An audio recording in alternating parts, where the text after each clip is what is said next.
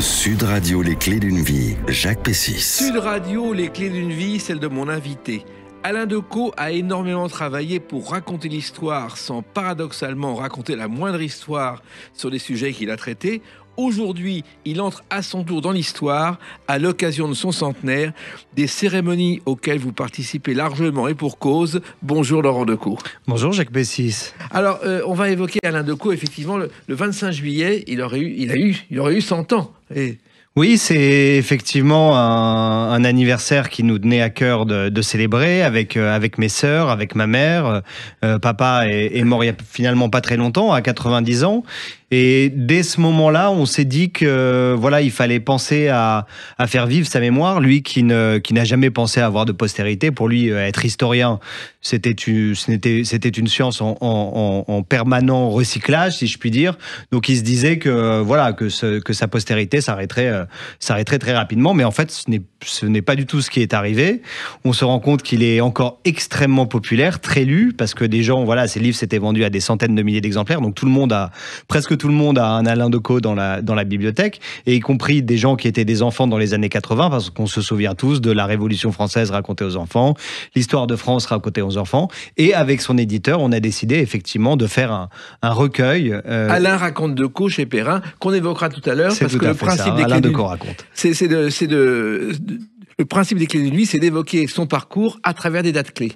Donc, vous connaissez le sujet. Un petit peu. Voilà. Donc, on va commencer. Alors, d'abord, vous êtes le premier invité de la saison 10 des clés d'une vie. Il faut le préciser. C'est un grand honneur. C'est un Merci, Jacques Pessis. Alors, 23 août 1944, ça vous dit peut-être quelque chose. Écoutez cette voix. D'ailleurs, c'est bien ça. Moi, j'ai l'impression qu'il n'y a plus de différence entre un homme qui est marié et un homme qui n'est pas Sacha marié. Guitry, le 23 août 44 à 11h, Alain Decaux est avenue Élysée-Reclus à la demande de Fernande Choiseul, la secrétaire de Guitry, pour garder la maison. Oui, vous avez d'excellentes informations. Alors, je vais vous raconter cette petite histoire qui est quand même assez savoureuse. Il se trouve que papa était à l'époque passionné de théâtre. Il était arrivé à Paris au tout début de la guerre, chassé de Lille qui était devenue zone interdite, donc il s'était installé à Paris, passionné à 15 ans par toute la vie parisienne et notamment le théâtre, qui continuait Sacha Guitry continuait à se produire, et puis tous les grands artistes de l'époque évidemment. Et papa, avec sa troupe de théâtre, décide de jouer une pièce de jeunesse de Sacha Guitry, et on l'envoie. Il était étudiant en droit. On dit c'est toi qui dois y aller parce qu'il faut négocier avec l'auteur. Donc papa se présente avenue Élysée-Reclus, comme vous l'avez dit, dans un grand hôtel particulier qui n'existe plus. Il frappe timidement à la porte. Il est paralysé par le trac. C'est finalement la secrétaire qui vient lui ouvrir, Madame Choiseul, effectivement. Et bon, qui le regarde, elle le trouve assez charmant, sympathique, et elle lui dit « je vais voir ce que je peux faire ». Et puis papa patiente en antichambre, entouré par des Modigliani, des Renoir, des Monet. Guitry ne payait jamais ses impôts et avait acquis une fortune considérable.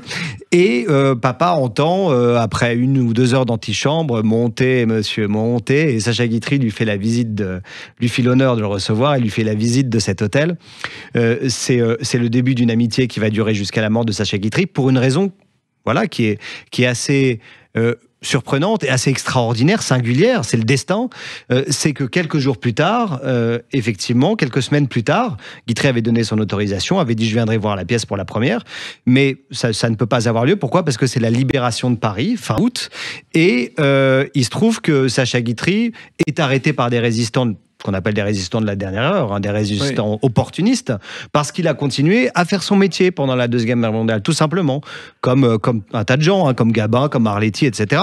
Et là-dessus, papa accourt à l'hôtel particulier qui recèle le trésor, c'est la caverne d'Ali Baba. Et il trouve Madame Choiseul, donc la secrétaire, complètement paniquée, et qui lui dit « mais on va venir tout voler, les pillards vont débarquer ». Il y avait des pillages en même temps que cette libération qui était un capharnaüm pas possible. Et elle dit « est-ce que vous pouvez faire quelque chose ?» Il se trouve que papa était aux équipes nationales, donc des équipes de secouristes liées à la résistance. Il va les voir et ces gens-là lui disent, c'est super, ils disent « tu es nommé gardien de la maison de Sacha Guitry ». Avec un papier officiel Avec un papier officiel. Papa va s'installer sur le canapé dans la fameuse antichambre.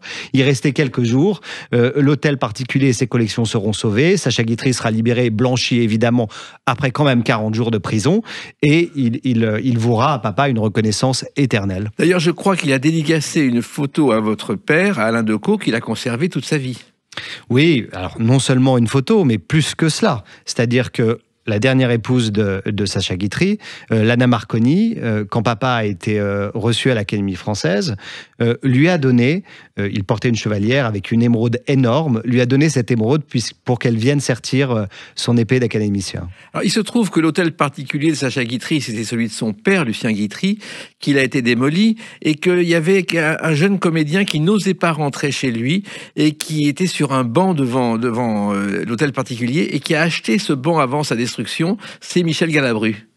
Ah bah écoutez, je l'ignorais, mais Guitry, voilà, ça a marqué toute une génération d'acteurs. Hein. C'est toute la première partie du XXe siècle, aussi bien le théâtre que les films, que des petits romans. Non, on n'imagine pas la vedette qu'était Sacha Guitry.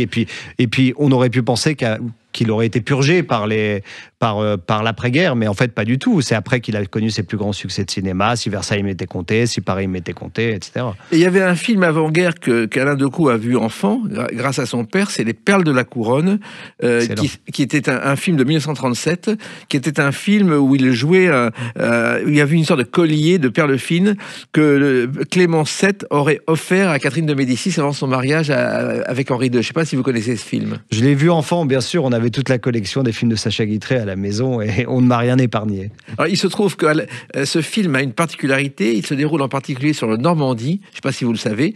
Guitry avait refusé de faire la croisière inaugurale, il a obtenu l'autorisation de tourner des scènes de ce film sur le Normandie, et comme il fallait du monde, il a demandé à tous les habitants du Havre qui avaient un smoking de venir servir de figurants. Ah, c'est une excellente anecdote que j'apprends aujourd'hui. Alors, il se trouve que Alain Decaux, comme les Decaux depuis plusieurs générations, vient du Nord. Il est né, je crois, à Lille, et il a grandi à Lille, je crois, dans un appartement boulevard d'Inkermann. C'est ça, avenue d'Inkermann, qui est juste à côté de la place de la République et de son lycée, qui s'appelait le lycée Federbe. Et donc, c'est la partie assez bourgeoise, je dois dire, de Lille. Mais mon père, c'est un peu vraiment le symbole de la Troisième République, avec une ascension sociale qui est remarquable de génération en génération. Nos aïeux, les Decaux, étaient des tout petits paysans, vanniers, tisserands, blanchisseurs, vraiment des gens très très modestes. Et puis ce qui s'est passé dans les années 1860-1870, avec cette méritocratie propre à la Troisième République, c'est que mon arrière-grand-père, Henri Decaux, a été remarqué par le curé de son village, qui s'est dit, bon, il faut en faire quelque chose de ce gamin, l'a imposé, a fait en sorte qu'il touche des bourses et qu'il puisse continuer ses études, qu'il devienne instituteur, c'est-à-dire un des piliers de la République à l'époque, un de ces fameux hussards noirs de la République, que cet instituteur, voyant en son fils les qualités qu'il attendait de lui, c'est-à-dire avant toute chose le travail, l'a fait bosser comme un acharné. Francis Decaux est devenu avocat à Lille, puis bâtonnier de la ville de Lille. Et puis, il a lui-même donné à son fils le goût du travail acharné, parce que mon père était une bête de somme, si je puis dire. Oui, alors il se trouve qu'Henri Decaux a fait découvrir, je crois qu'à Alain Decaux, il avait 8 ans, le Comte de Monte Cristo, et que ça a changé sa vie. Alors, c'est Henri Decaux, oui, c'est son grand-père, oui. Là, le fameux instituteur. Il se trouve que papa était, on est au milieu des années 30, vraiment tout au début, des antibiotiques, de la pénicilline, etc. Papa se fait opérer d'une appendicite assez grave, qui cicatrise mal, qui s'était développée en péritonite. Il commence à faire une septicémie. On le croit perdu. Sa mère vient dormir à l'hôpital à son chevet. Vraiment, on pense que c'est la fin. Il a 9-10 ans. Et là-dessus, son grand-père Henri vient avec le comte de Monte Cristo en disant que ça pourrait le distraire. Et effectivement, ça fait mieux que le distraire, puisque dès que papa tourne les pages, il semble ressuscité comme Lazare. La fièvre descend jour après jour. Et puis après 4-5 jours, il n'a plus de fièvre. Il est un miraculé du comte de Monte Cristo. Voilà. D'ailleurs, il va voir ensuite les Trois Mousquetaires à 12 ans. La première version, c'est celle d'Henri Diamant-Berger, qui est en 2 époques, qui est la première version parlante.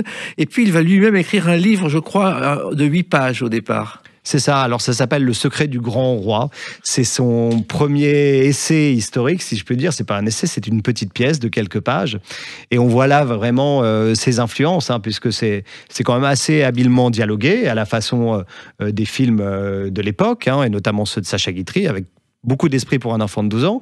Et puis, évidemment, il y a cette trame historique, puisqu'il était déjà absolument passionné d'histoire. Mais l'histoire lui était venue non pas par, finalement, l'histoire classique, hein, l'histoire académique, l'histoire racontée, mais par le roman historique, vous l'avez dit, Le Comte de Monte Cristo, puis Les Trois Mousquetaires.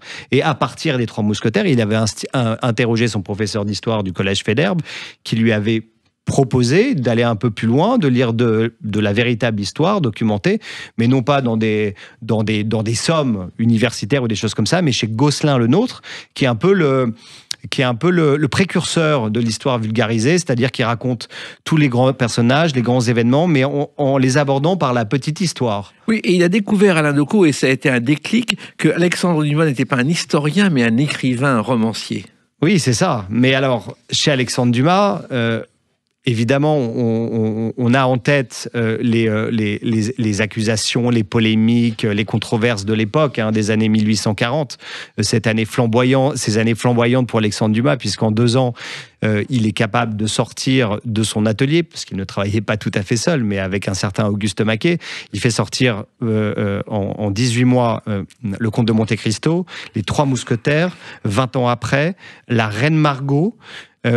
C'est pas mal. Et les premiers volumes du Collier de la Reine. Donc c'est quelque chose d'assez extraordinaire dans l'histoire de la littérature. Mais il faut dire qu'Alexandre Dumas s'appuyait sur une documentation extrêmement précise. Effectivement, il travaillait avec un certain nombre on va dire, de ghostwriters aujourd'hui, mais qui travaillait surtout sur la documentation. Lui, à partir de cette documentation, parfois d'un plan assez détaillé, il avait travaillé en collaboration avec ces gens-là, avec sa plume si ciselée, si frappante, si palpable, voilà, faisait sortir de cette documentation de la fiction romanesque et complètement entraînante. Mais voilà, c'est étonnant de voir que, par exemple, dans 20 ans après, ou le Vicomte de Bragelonne, on est à la cour du jeune Louis XIV, puis du Louis XIV de 20 ans, dès qu'il mentionne un valet de chambre, quelqu'un qui un sommelier, quelqu'un qui est important dans la maison du roi, ce sont toujours des noms qui ont existé. Il les a repris, évidemment, on n'a pas grand-chose sur ces gens-là. Donc, à partir de là, son imagination fertile en faisait des personnages archétypiques et souvent extraordinaires. Alors ça, c'est le début de la carrière d'Alain Decaux, mais il y a eu aussi un autre déclic qu'on va évoquer à travers une autre date, le 22 mai 1956. A tout de suite sur Sud Radio avec Laurent Decaux pour évoquer Alain Decaux. Sud Radio, les clés d'une vie, Jacques Pessis. Sud Radio, les clés d'une vie, mon invité Laurent Decaux, le fils d'Alain Decaux, pour raconter Alain Decaux et notamment le livre Alain raconte Decaux chez Perrin qu'on va évoquer tout à l'heure. Effectivement, le 25 juillet dernier, Alain Decaux aurait eu 100 ans, mais il est toujours dans notre cœur. On a évoqué ses débuts et il y a une date importante, le 22 mai 1956. C'est sa première apparition à la télévision. Il lance le témoignage de l'impératrice Eugénie sur le secret de Mayerling dans un bar intemporel. Je ne sais pas si vous connaissez ces séquences.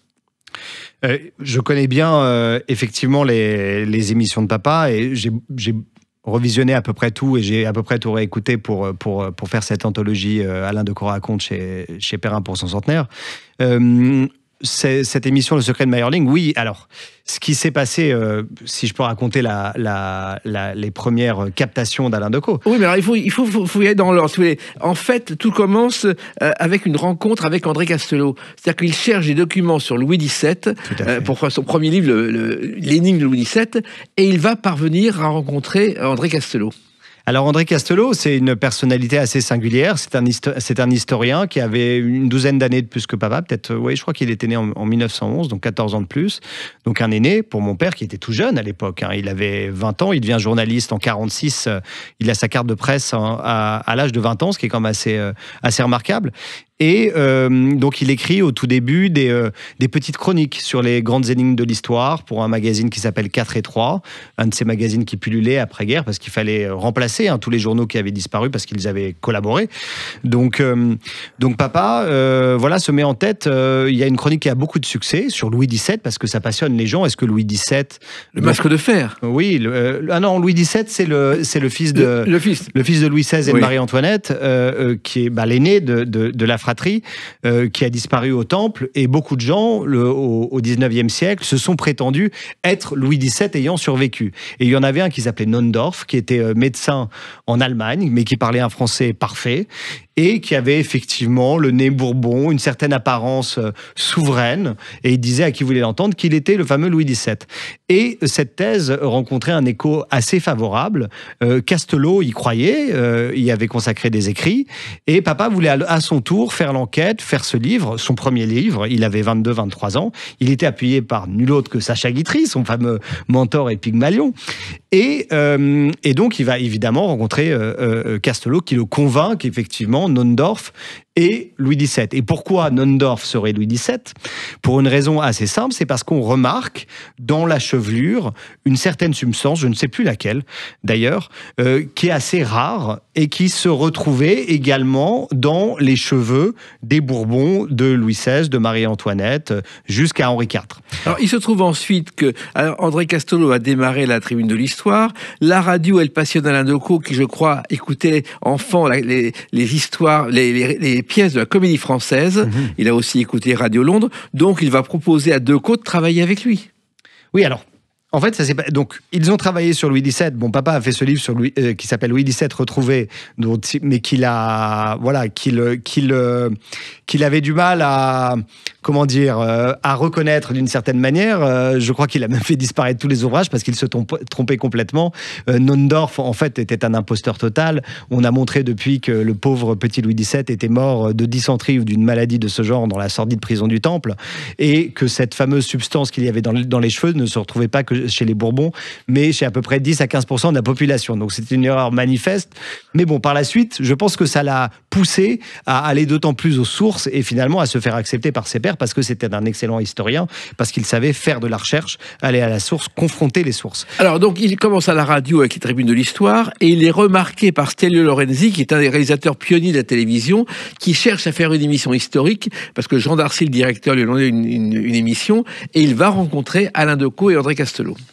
Oui, donc alors ce qui s'est passé, c'est que Castelot et Decaux, avec un certain Jean-Claude Collin-Simard, avaient d'abord proposé à l'ORTF une émission de radio. Ça s'appelait Paris Inter, cette antenne de la RTF, le monopole d'État, qui est devenu par la suite France Inter dans les années 60.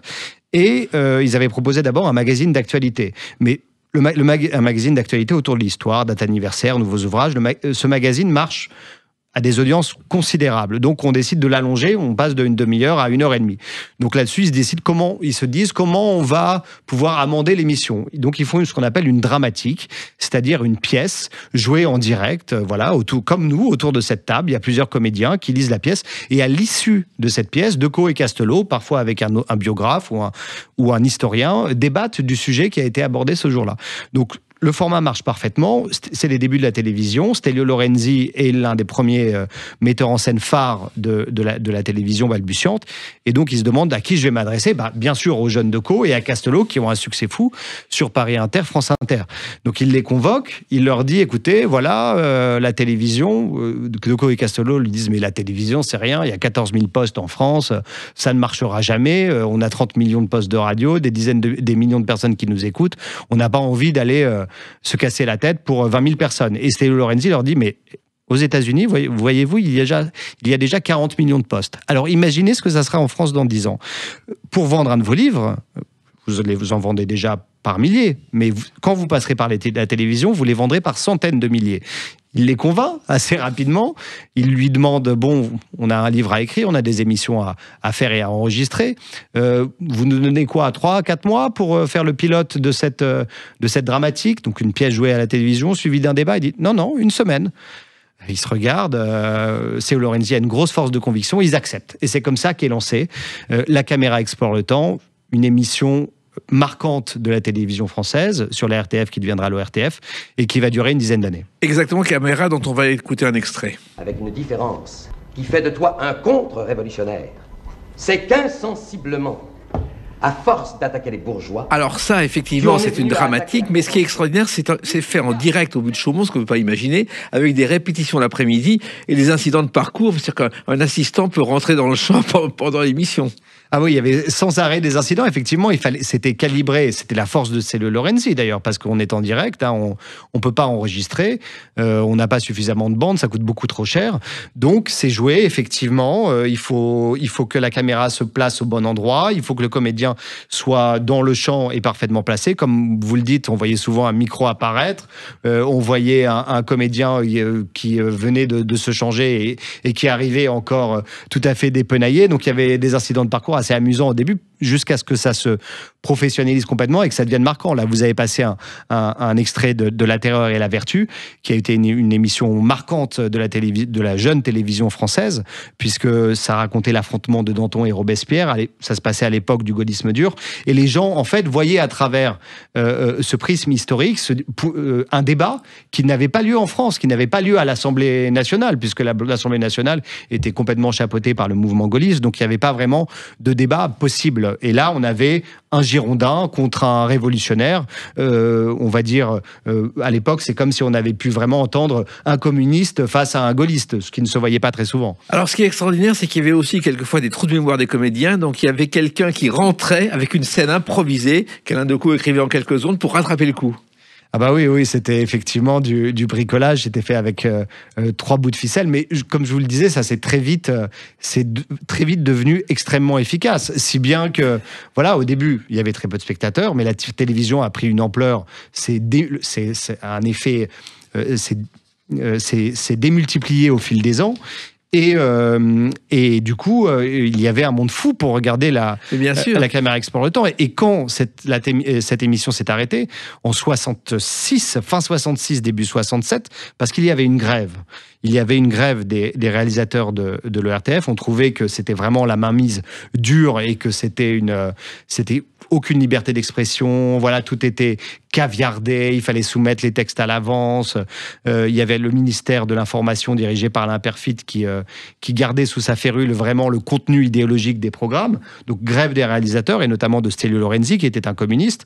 De Gaulle est exaspéré, dit à Peyrefitte, faites le ménage. Et en tête de liste, il place Stelio Lorenzi. Decaux, qui était d'une sensibilité de gauche, s'insurge. Son compagnon de longue route, de Castelot, qui était plutôt de droite pourtant, aussi, solidarité nationale, parce qu'on adorait cette émission, des comités de soutien, des courriers qui arrivent en tombereau devant l'Élysée et le ministère de l'Information. On tergiverse. Finalement, De Gaulle tranche, dit non, on interdit. Voilà, j'ai décidé, c'est le fait du roi. Et papa dit, bah écoutez, dans ces conditions, moi je ne continuerai pas, même si vous en avez envie, la tribune de la caméra explore le temps. Voilà. Mais il y a eu d'autres occasions de faire de la télévision, puis d'autres choses qu'on va évoquer à travers la date du 15 février 1979. À tout de suite sur Sud Radio avec Laurent Decaux pour parler d'Alain Decaux. Sud Radio, les clés d'une vie, Jacques Pessis. Sud Radio, les clés d'une vie, mon invité Laurent Decaux pour évoquer Alain Decaux. Nous parlerons tout à l'heure de Alain raconte Decaux chez Perrin, un livre que vous avez réalisé en famille pour le centenaire d'Alain Decaux qui aurait eu effectivement 100 ans le 25 juillet dernier. On a évoqué ses débuts à la télévision. Et puis il y a un autre jour important, le 15 février 1979. Ce jour-là, il devient immortel. Et ça a été un combat, ça a été presque un chemin de croix, Laurent Decaux. Alors oui, c'était pas gagné d'avance, il faut dire. Parce qu'il n'y avait jamais eu d'homme de médias à l'Académie française, qui était le précaré des gens du Collège de France, historiens, scientifiques, écrivains, poètes, voilà, des gens qui étaient bardés d'honneur et de décoration. Et puis papa, surtout, avait pâti d'une réputation d'historien de petites histoires. Mais il avait fait son chemin. Effectivement, au tout début, il s'intéressait aux énigmes, aux mystères du passé, etc. Mais lecteur comme il était, lecteur avide comme il était de la science historique, il s'était lié d'amitié avec des gens comme Fernand Braudel, comme Duby, comme Leroy Ladurie, vraiment les grands historiens du XXe siècle, et qui lui reconnaissaient ce talent de rendre l'histoire parfois hermétique qu'il faisait au plus grand nombre. Donc papa s'était acquis vraiment une légitimité qui est souvent incompatible entre l'homme de médias et quelqu'un qui fait non pas de la science, mais une histoire très vraisemblable. Il ne parlait pas de vérité historique, mais de vraisemblance historique. Et effectivement, il le faisait très bien. Donc la campagne a été rude, mais finalement, il s'est fait élire assez naturellement parce que voilà, il fallait un homme de ce nouveau média qui était la télévision à l'Académie française. Il fallait faire entrer la modernité à l'Académie et il a remporté. C'est vrai que c'était sa troisième candidature, mais il a remporté haut la main lors de sa troisième candidature et c'est devenu par la suite l'un des piliers avec Jean d'Ormesson, avec Marguerite Yourcenar, dont il a aussi favorisé l'élection, avec Maurice Druon, avec Pagnol, avec voilà, on n'imagine pas. Ça a été un beau parcours. On n'imagine pas l'Académie française de l'époque. Hein, il n'y avait que des gloires à l'Académie. Et en même temps, quand il faisait des visites, il y avait des gens qui ne regardaient jamais la télévision. Et ce qui a été vraiment le grand succès d'Alain Decaux, c'est Alain Decaux raconte, qui est né en 69 pour un été, pour 15 minutes. C'était un coda au départ. Voilà, alors ce qui s'est passé, c'est que, donc 66, la fin de La caméra explore le temps, le dernier épisode, malgré tout le soutien que le peuple français vraiment a apporté à la continuation à la continuité de l'émission et le soutien envers Stelio Lorenzi s'est arrêté. Il faut savoir que la dernière, qui était sur les Qatars, a réuni à l'époque 20 millions de personnes devant la télévision. Oui. Hein, c'est dire à quel point Alain Decaux et Castelao avaient réussi leur pari avec Stelio Lorenzi, hein, de faire de la télévision le cheval de Troie de l'histoire pour le plus grand nombre. Donc après cela, mon père a une courte traversée du désert.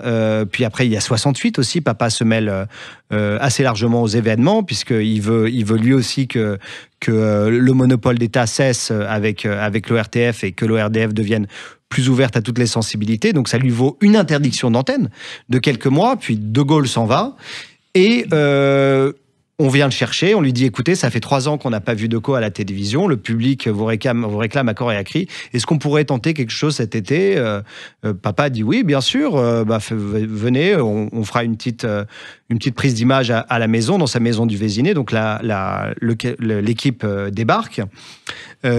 Papa est filmé pendant 15 minutes sur un sujet qu'il avait préparé 2 jours à l'avance, en une seule prise.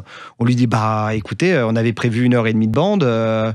Vous n'avez pas quelque chose d'autre comme ça ? Si papa dit oui, bien sûr, écoutez, je viens travailler sur la Castiglione, qui était l'espion la plus grande courtisane du Second Empire. Si vous voulez, je vous fais 15 minutes. Au débeauté, 15 minutes, on dit une seule prise, il nous reste 30 minutes de bande. Papa dit oui, bien sûr, je peux vous faire quelque chose sur le maréchal Pétain prend le pouvoir. Oui, d'accord, allez-y. Comme ça, de fil en aiguille, on enregistre 5 émissions. Donc finalement, l'été est fait. Succès fulgurant de l'émission. À la rentrée, on lui dit 15 minutes, non, il va nous falloir beaucoup plus de 30 minutes. Et puis à Noël, non, ça serait plutôt 1 heure. Papa dit d'accord, alors mais je vais poser mes conditions parce que là, c'était enregistré. Mais moi, j'aime pas trop en fait quand c'est enregistré. Je trouve que je suis meilleur dans l'adversité. Un acrobate est meilleur sans filet. Donc je vais vous demander de me filmer en direct. Et c'est comme ça qu'est parti Alain Decaux raconte, un tour de force, une demi-heure puis 1 heure, direct, face caméra, sans prompteur, évidemment, avec les gestes qu'on lui connaît, avec le côté tantôt espiègle, tantôt ironique et sarcastique, tantôt tragique, solennel, quand il parle de la mort de Louise Michel, par exemple, avec une intonation très forte. Et cette émission durera près de 20 ans. Alors il se trouve que effectivement Guy Montagnier l'a imité, c'était assez drôle, mais moi je me souviens des jeunes journalistes être allés au Vésiné et avoir vu le bureau de Decaux en train de préparer son émission. Il y avait des livres partout par terre, c'était extraordinaire car chaque émission c'était vraiment il s'enfermait pendant 3 jours pour la préparer. Oui, alors papa disait qu'il entrait en loge, c'est-à-dire que voilà, il lisait pendant à peu près une dizaine de jours, peut-être même un peu moins, tout ce qui lui passait sur la main. Il faisait réunir tout ça par sa fidèle collaboratrice, Anne-Marie Le Tuillet, qui l'a suivi pendant 37 ans. Et voilà, il lisait pendant 4-5 jours, il commençait à avoir une idée assez précise du sujet, il rédigeait tout, une première mouture, qu'il oubliait presque aussitôt, qu'il mettait de côté, il laissait phosphorer ça pendant le week-end. Le lundi matin, il faisait un plan très court, quelques lignes seulement, en noir et blanc, pour que ça puisse être photocopié dès qu'il arrivait dans les studios d'Antenne 2. Et puis, il faisait passer la photocopie à toute l'équipe. Et une répétition courte en début d'après-midi, un repas léger et l'émission en direct en deuxième partie de soirée à 22h. C'était parti et rien ne... C'est étrange, hein, cette facilité. J'ai l'impression que c'est les moments dans la vie où il était le plus à l'aise, parce que lui, il se disait plutôt taciturne. Ce n'était pas tout à fait vrai, hein, mais lui se disait plutôt taciturne dans des dîners, il aimait bien écouter, il avait une bonne oreille, etc. Mais il avait quelque chose, il se révélait face à ce petit point rouge de la caméra. Et d'ailleurs, une petite anecdote assez étonnante, c'est que il n'a jamais perdu le fil de son récit, à part une fois. Pourquoi ? Parce qu'il y avait ce point rouge, qui était vraiment son guide, son fil directeur. Et un jour, un technicien, c'était une autre époque, à 1 mètre de la caméra, crépitement d'un briquet, allume une cigarette. Un deuxième point rouge. Papa comprend pas. Il se dit, on m'a mis une deuxième caméra, mais qu'est-ce que c'est que cette histoire ? C'était pas du tout prévu, à la répétition, on n'a pas fait ça. Donc, il s'arrête, il réfléchit, il dit, excusez-moi. Long silence, 30-40 secondes. Ça y est, j'ai retrouvé mon esprit. Le technicien avait pris conscience de sa bévue, avait éteint sa cigarette, et papa a pu repartir. Mais c'est la seule fois où il y a eu un long silence, et papa a eu un trou, tout simplement. Un silence, mais qui est très différent, c'est un jour, après son élection à l'Académie, on lui demande de faire des photos, et une journaliste de l'agence Gamma déboule chez lui, et là, il y a eu effectivement aussi un silence, Laurent Decaux. Ah oui, alors un silence, parce que c'est une histoire étonnante, hein, c'est une très jolie histoire. Ma mère était reporter photographe. Micheline Pelletier. Micheline Pelletier, brillante photographe, qui est reporter de guerre à la base, grande photoreporter, et qui là revenait d'un reportage en Afrique ou en Iran peut-être.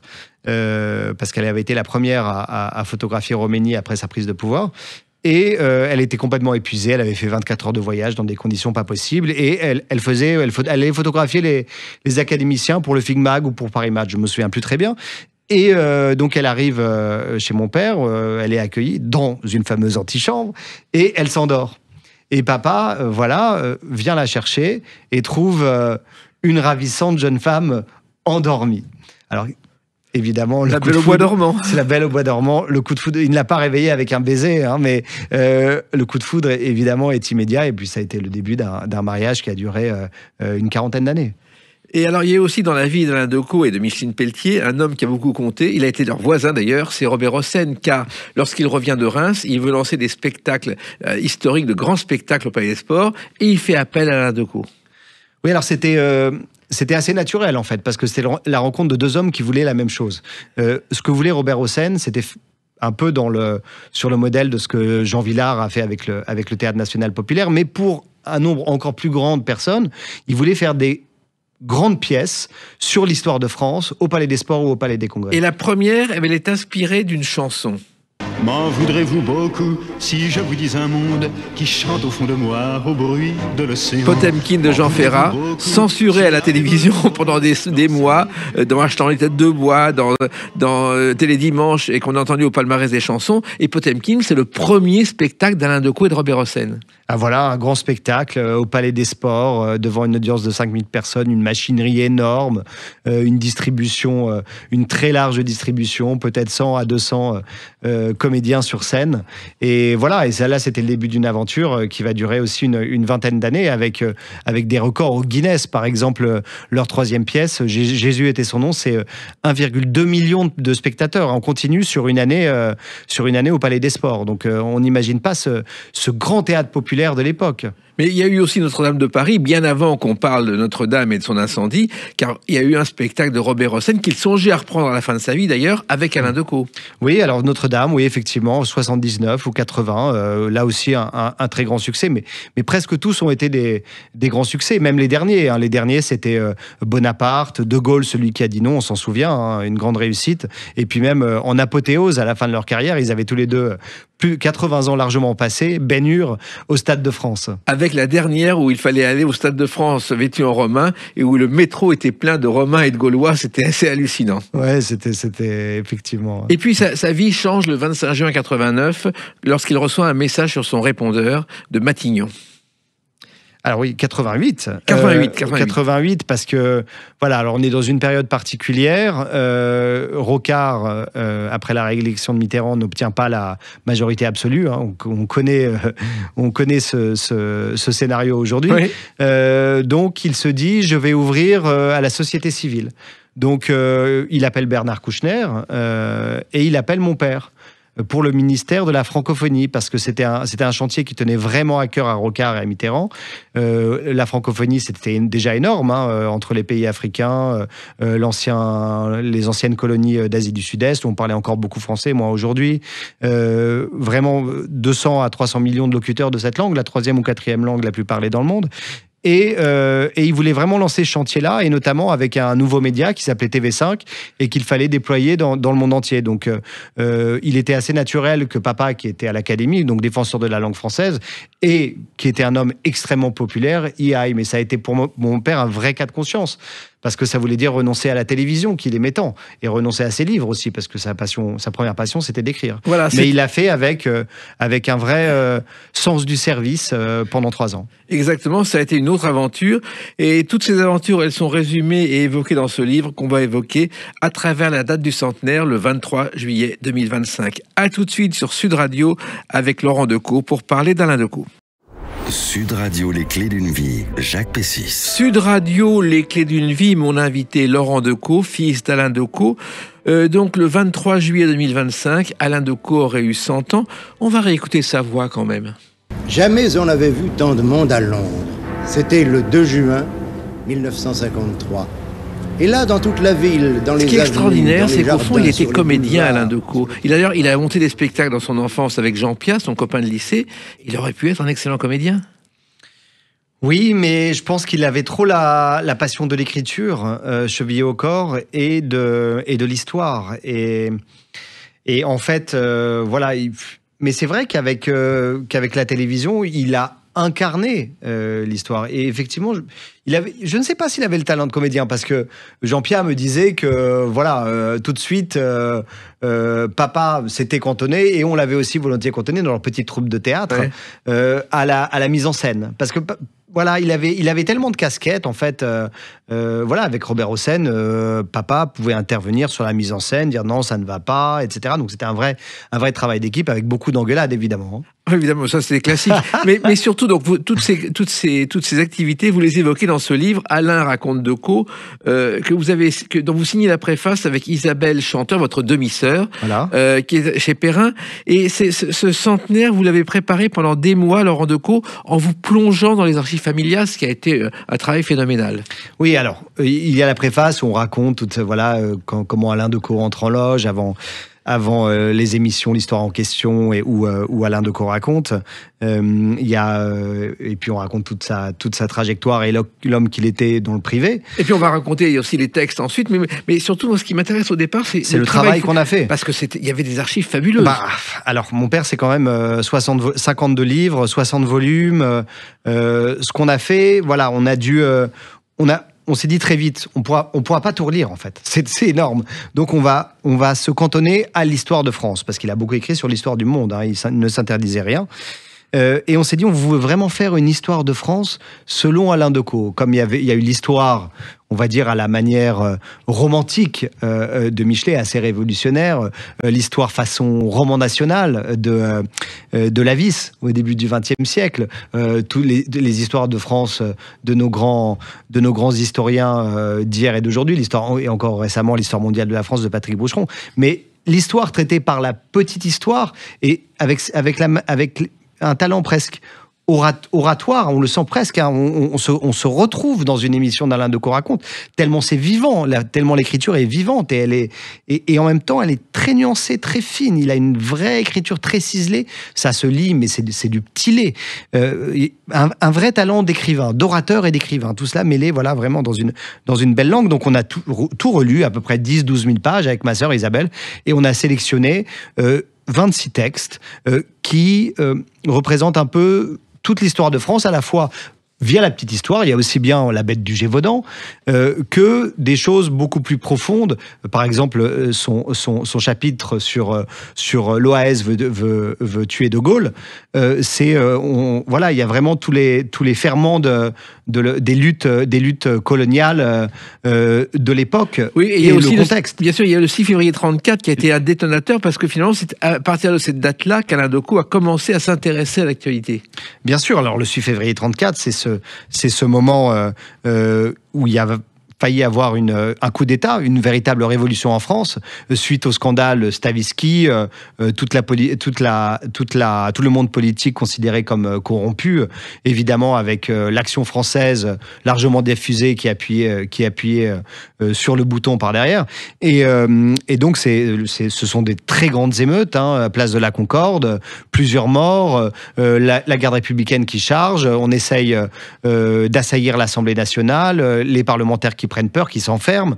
Donc ça a failli vraiment être un tournant. Et papa raconte ça très bien, c'est-à-dire qu'il allait très loin non pas dans les archives, mais dans la lecture des historiens. Il confrontait ces visions-là pour se faire sa propre opinion. Et là, il y a un véritable travail, à mon avis, d'historien très érudit, presque d'historien universitaire. Oui, parce que, par exemple, pour un texte sur la comtesse de Castiglione, il a lu des milliers de pages de correspondance pour... Cette anecdote est incroyable. Je l'ai dit tout à l'heure, la Castiglione, c'est la grande courtisane du Second Empire que Napoléon III, qui voulait l'unité italienne, qui avait besoin de l'unité italienne parce qu'il y avait trop de principautés, de petits royaumes, etc., qui étaient difficiles à manœuvrer politiquement pour les autres puissances d'Europe. Il aurait préféré un royaume unifié qui soit proche de l'Empire français.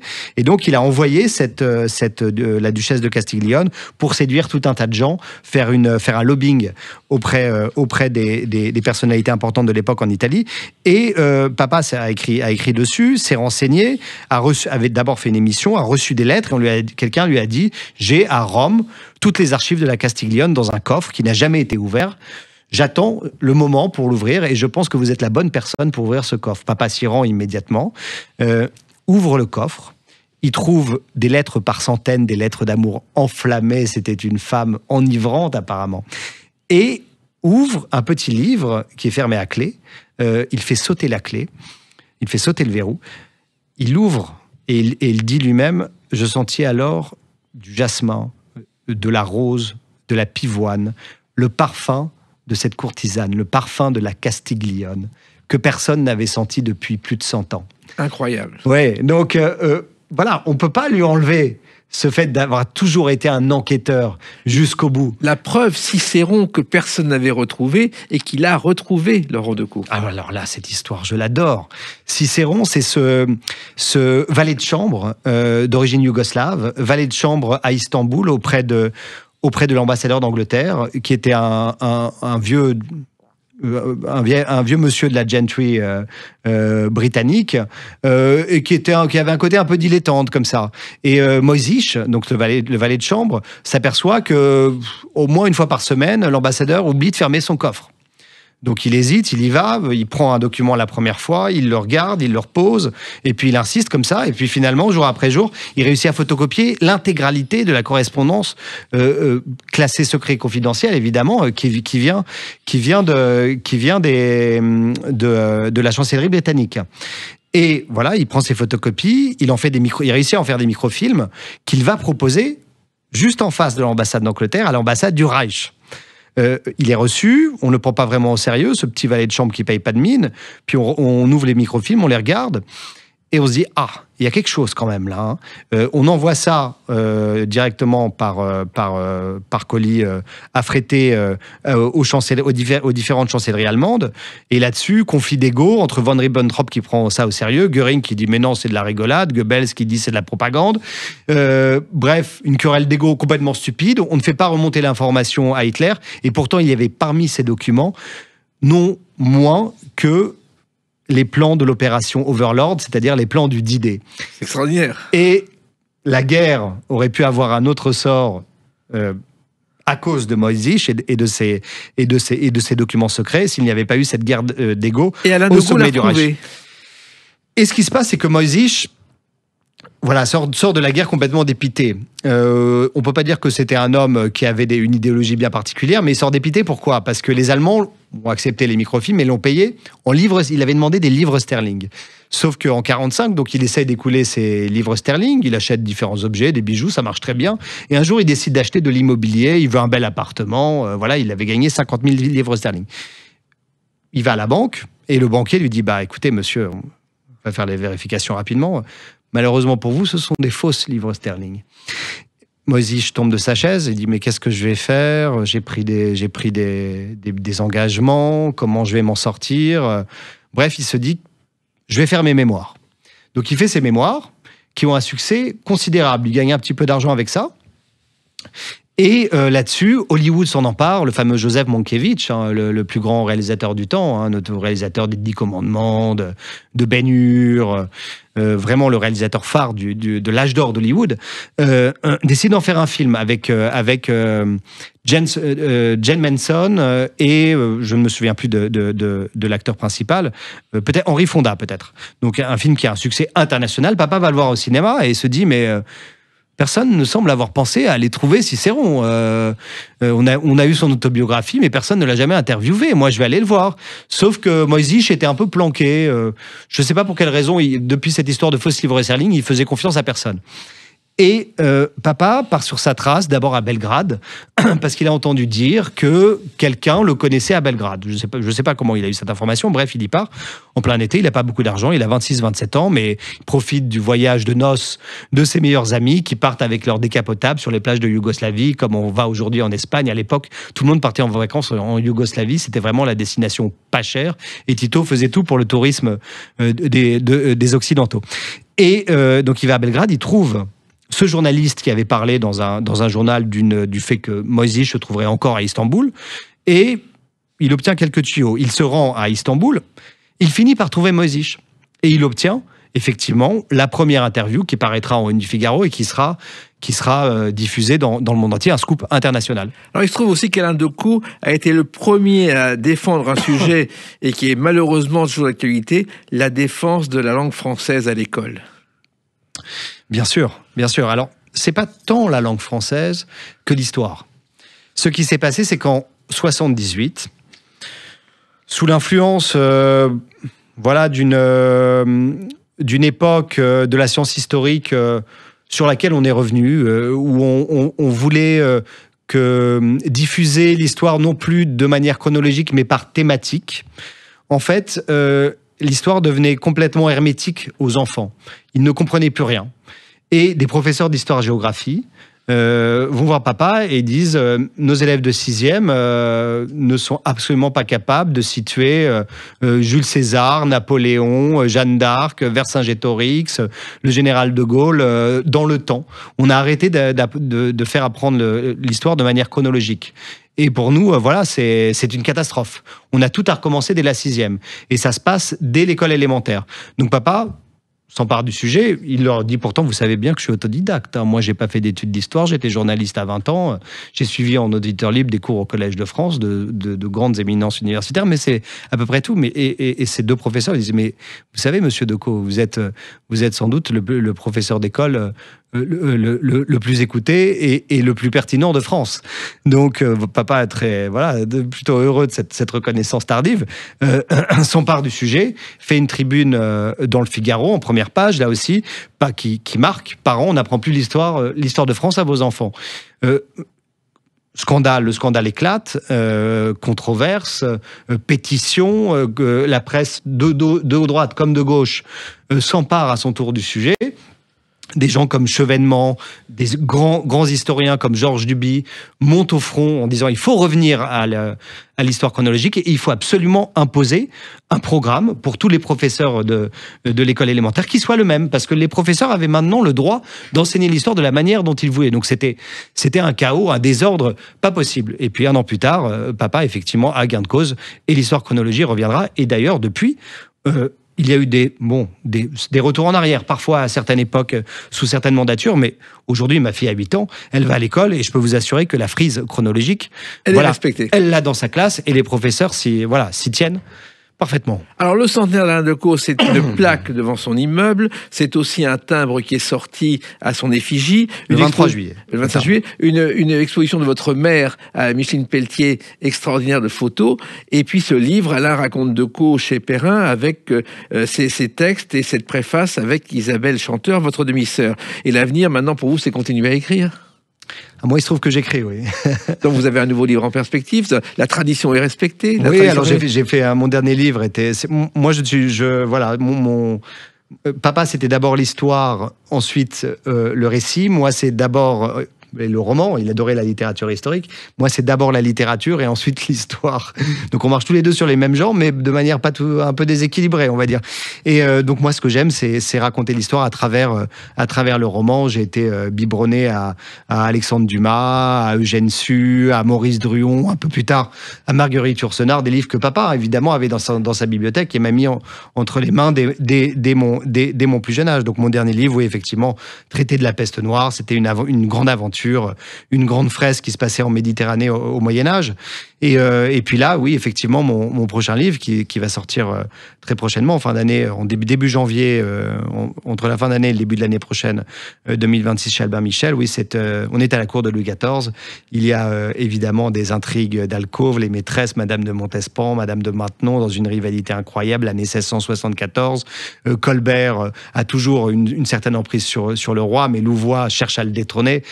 Voilà, tout ce qu'on aime dans la littérature historique, tout ce que j'aime en tout cas, pour faire revivre une époque et faire rêver les lecteurs. En attendant, il y a ce livre Alain raconte Decaux chez Perrin que je recommande à celles et ceux qui nous écoutent et qui, comme vous, sont passionnés d'histoire et passionnés par Alain Decaux. Merci Laurent Decaux et puis continuez ainsi cette passion familiale. Merci à vous Jacques Pessis et merci à Sud Radio. Les Clés d'une vie, c'est terminé pour aujourd'hui. On se retrouve bientôt. Restez fidèles à l'écoute de Sud Radio.